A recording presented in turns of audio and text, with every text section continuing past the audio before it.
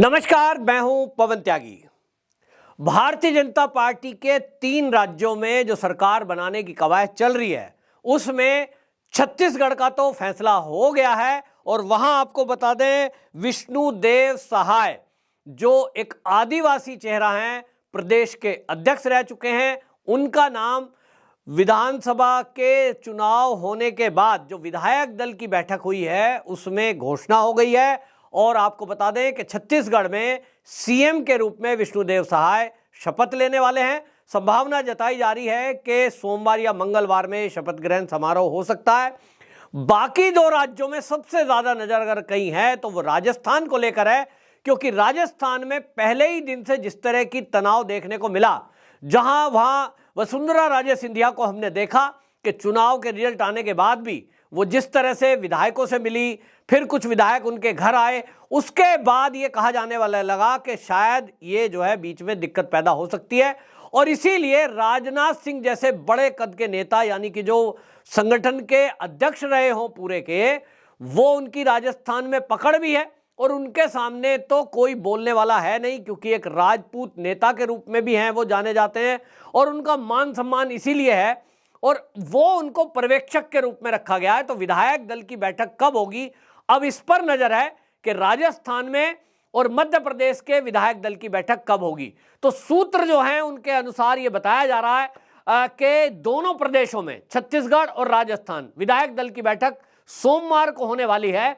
आपको बताएं कि ये कहा गया है कि जितने भी विधायक हैं राजस्थान के, क्योंकि कई ऐसे क्षेत्र हैं जहां वो विधायक जीते हैं और उनको जयपुर बुलाया जा रहा है, तो उनको आने में कई एरिया तो ऐसे हैं कि उनको 7 से 8 घंटे वहां पहुंचने में लगेंगे और इसीलिए उनको आज का दिन यानी रविवार का दिन दिया गया है और रविवार के दिन उनको सूचना दे दी है कि भाई कल तक आपको पहुंचना है, कुछ रात तक पहुंच जाइए या कल सुबह चलकर पहुंच जाइए। तो सोमवार को संभावना जताई जा रही है कि सोमवार को विधायक दल की बैठक राजस्थान में होगी। सीएम कौन होगा इसको लेकर हम देख रहे हैं, पहले ही दिन से कई नाम चलने शुरू हुए। सबसे पहले कहा जा रहा था कि बाबा बालकनाथ का नाम है आगे, फिर बाबा बालकनाथ का नाम खूब चला, पब्लिक भी खूब ये कमेंट लिख रही है कि हमारा तो नेता ऐसा ही होना चाहिए, हमें तो बुलडोजर चाहिए, हमें भगवाधारी चाहिए। लेकिन बाबा बालकनाथ ने अपने एक्स पोस्ट पर जब लिखा, उन्होंने खुद ये पोस्ट लिख दी कि मेरा नाम ना चलाया जाए। मीडिया, सोशल मीडिया में जिस तरह की खबरें चलाई जा रही हैं मैं उससे इत्तेफाक नहीं रखता हूं और मुझे अभी काफी सीखना है। मैं अभी मोदी जी के नेतृत्व में राजनीति सीख रहा हूं। यह समझ में आया कि शायद उनको मंत्रालय कोई ना कोई मिल रहा है, लेकिन मुख्यमंत्री की रेस से वो खुद को उन्होंने बाहर कर लिया। उसके बाद वसुंधरा राजे सिंधिया जिस तरह की राजनीति कर रही थी, उसके बाद भी खबर आई कि जब अमित शाह से उनकी मुलाकात हुई तो ये हो गया कि भाई मैं तो ऐसा दबाव बना नहीं रही हूं, बाड़ेबंदी की खबर गलत है, मेरा बेटा तो दिल्ली से कहीं गया ही नहीं, फोन चेक कर लो उसने किसी से बात की ही नहीं, तो उसका नाम बदनाम किया जा रहा है और बाड़ेबंदी जैसी कोई बात नहीं है, पार्टी जो कहेगी वो मैं करूंगी। हालांकि ये जो उनका वक्तव्य है ये मीडिया में नहीं आया है और इसलिए कहा यह जा रहा था कि जिस तरह से बाबा बालकनाथ ने एक्स पोस्ट किया, वसुंधरा राजे सिंधिया भी इस तरह का अगर एक पोस्ट कर देती, एक वर्ड अगर मीडिया में बोल देती, तो जो एक संशय बना हुआ है राजस्थान को लेकर वो ना बनता कि भाई यहां दबाव की पॉलिटिक्स की जा रही है।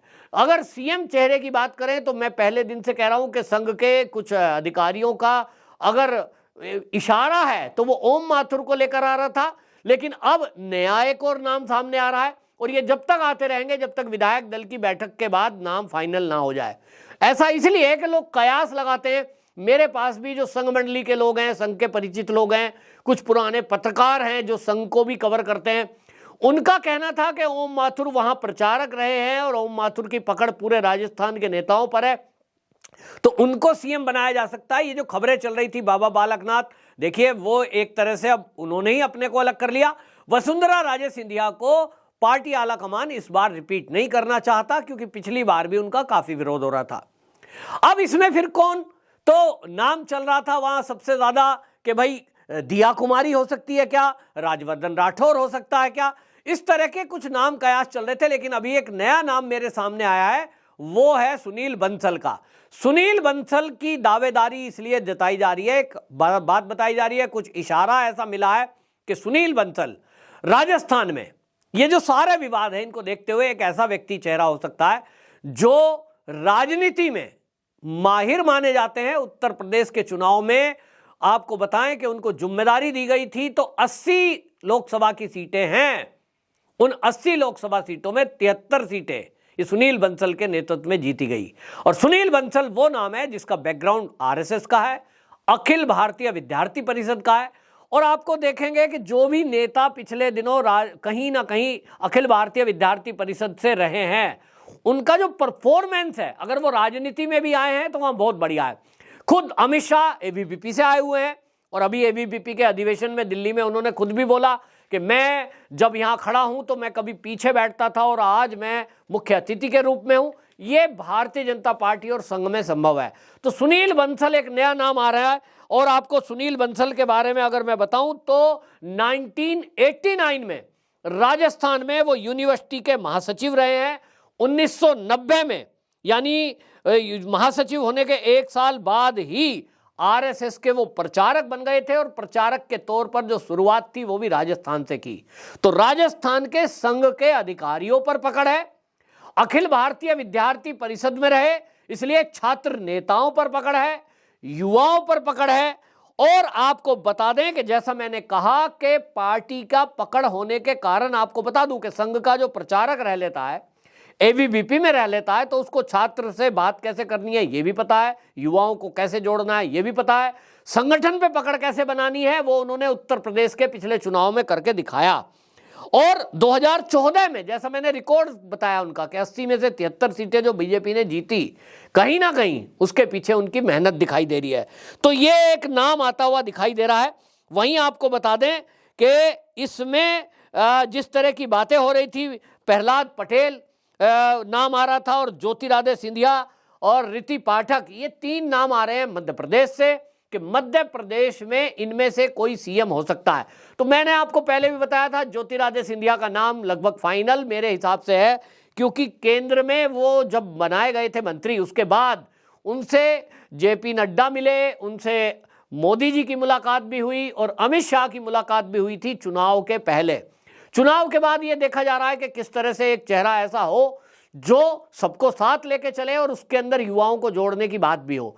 युवा चेहरों को अब मोदी सरकार, आप देखेंगे 2024 में भी लोकसभा सीट में ज्यादातर युवाओं को उतारा जाएगा मैदान में। और इसीलिए मुख्यमंत्री के लिए भी एक युवा चेहरे की आवश्यकता है और वो तो कांग्रेस से आए हुए हैं। तो हेमंत बिश्व शर्मा का जिस तरह का अनुभव रहा है कि वो कांग्रेस में थे, एक टॉप लीडरशिप पे थे कांग्रेस में, राहुल गांधी के खास थे, लेकिन जब वो बीजेपी में आए और उनको प्रदेश की जिम्मेदारी दी तो परफॉर्मेंस हम सबके सामने है। इसीलिए ज्योतिरादित्य सिंधिया को भी माना जा रहा है कि उनको सीएम बनाया जा सकता है। हालांकि प्रहलाद पटेल वहां संघ की पहली पसंद बताए जा रहे हैं, संगठन की पसंद बताए जा रहे हैं और ओबीसी कैटेगरी से आते हैं इसलिए भी उनका नाम है। वहीं ऋति पाठक जो है वो एक महिला चेहरा है इसलिए उनका नाम माना जा रहा है कि वहां हो सकता है। शिवराज सिंह को पहले दिन से कह रहे थे कि शिवराज सिंह ही दोबारा रिपीट होंगे, वो अब संभावना नहीं दिखाई दे रही। आपको मैं बताऊं, जैसे मैंने शिवराज सिंह चौहान को लेकर कहा था कि लाडली बहना योजना और उनका जो चुनाव प्रबंधन है उसको देखते हुए लग रहा था कि शिवराज को ही एक बार मौका दिया जाएगा, लेकिन यह इशारा केंद्र की तरफ से मिला कि इनको तो केंद्र में लिया जा रहा है, संगठन में पार्टी का अध्यक्ष भी बनाया जा सकता है या केंद्र में केंद्रीय मंत्रालय भी दिया जा सकता है। जिस तरह की अब चीजें सामने आई है उसमें यह साफ हो गया कि शिवराज सिंह चौहान जो कि सीनियर मोस्ट नेता हो चुके हैं, 4 बार सीएम रह चुके हैं, तो भाई 5वीं बार उनको वहां नहीं उतारेंगे। इस बार भी एंटी इनकम्बेंसी काफी थी और इसलिए पार्टी ने तय किया कि उनको केंद्र में लाना है, तो वहां कोई नया चेहरा मुख्यमंत्री के लिए उतारा जाएगा। वो ज्योतिरादित्य सिंधिया होंगे, प्रहलाद पटेल होंगे। अब वो देखने की बात होगी, विधायक दल की जो बैठक हो रही है सोमवार को, उसमें यह तय हो जाएगा। सोमवार के दोपहर तक ये चीजें क्लियर हो जाएंगी। नाम पहले से तय है, विधायकों के साथ विचार विमर्श के बाद घोषणा होना बाकी है। और इसी तरह राजस्थान में यह तय हो गया है, राजस्थान में भी कि सीएम की रेस में अब बाबा बालकनाथ नहीं है और जो वसुंधरा राजे सिंधिया है उनके नाम पर भी चर्चा नहीं है।